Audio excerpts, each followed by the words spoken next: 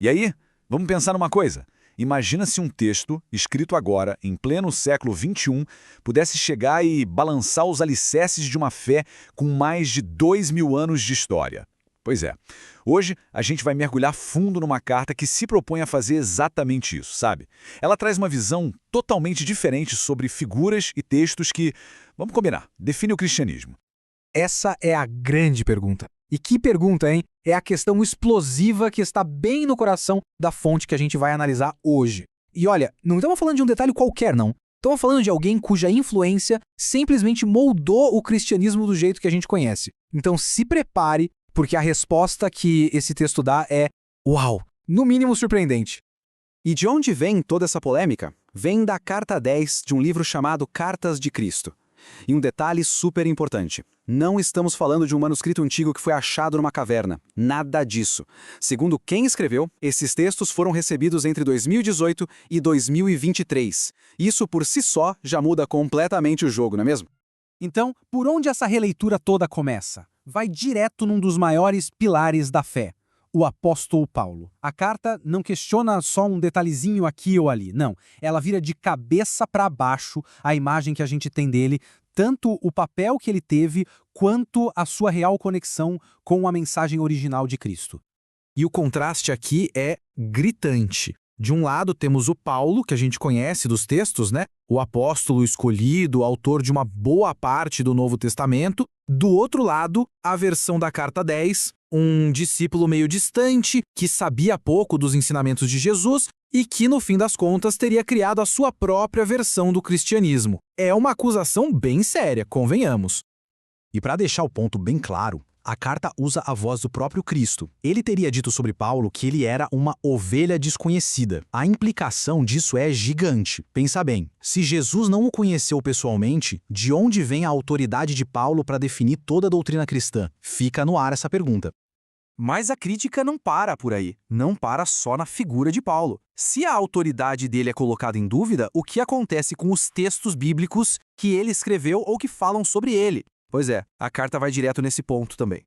É aqui que o ataque fica ainda maior. Agora não é mais sobre um homem, mas sobre a fundação escrita da igreja. Livros inteiros do Novo Testamento, principalmente aqueles que contam a história da igreja primitiva, são colocados, assim, sob suspeita.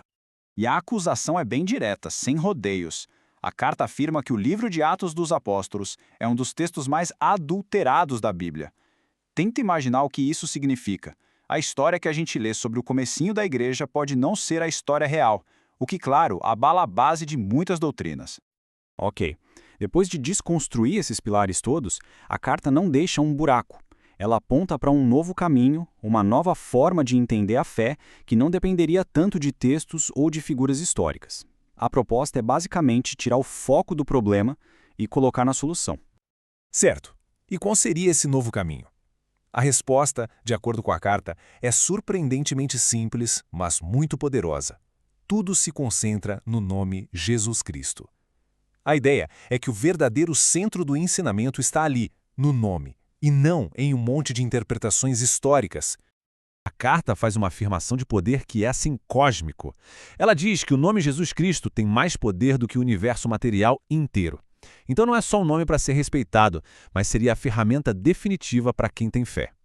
Mas, na prática, o que isso quer dizer? A carta descreve esse nome como uma herança. Pensa nessa palavra, herança. Não é algo distante, mas sim uma ferramenta que todo fiel poderia usar para buscar uma vida de abundância, tanto espiritual quanto material. É quase como um direito divino que a pessoa já nasce com ele. E o método para acessar esse poder todo é apresentado de um jeito bem direto, quase como uma fórmula mágica, sabe? Primeiro, peça qualquer coisa em nome de Jesus Cristo. Segundo, acredite de verdade que vai receber. E terceiro, o Pai vai conceder. É um modelo que joga toda a responsabilidade para a fé ativa e pessoal de cada um. Então, no final das contas, qual é o objetivo dessa desconstrução toda? A carta propõe um salto para mover a fé para um lugar além dos livros de história e dos debates de teologia. A proposta é que a fé de verdade seja uma experiência direta, vivida aqui e agora. Resumindo a ópera, a Carta 10 basicamente troca a autoridade do passado pela experiência do presente. Ela desmonta a confiança em figuras e textos históricos para construir uma fé baseada num poder que, segundo ela, estaria acessível a cada um de nós diretamente só através do nome de Jesus. E depois de toda essa viagem de desconstruir e reconstruir, a mensagem final se resume a algo incrivelmente simples. Tenha fé, porque, no fim das contas, para essa carta, essa é a única chave que você precisa para destravar todo esse poder. E no final, acreditar ou não no que a Carta 10 diz é uma escolha de cada um, claro. Mas ela nos deixa com uma pergunta que é, no mínimo, fascinante. Como é que textos modernos como este continuam a desafiar, a chacoalhar e a remodelar tradições de milênios? Isso só mostra que a busca por significado, por verdade, continua mais viva do que nunca.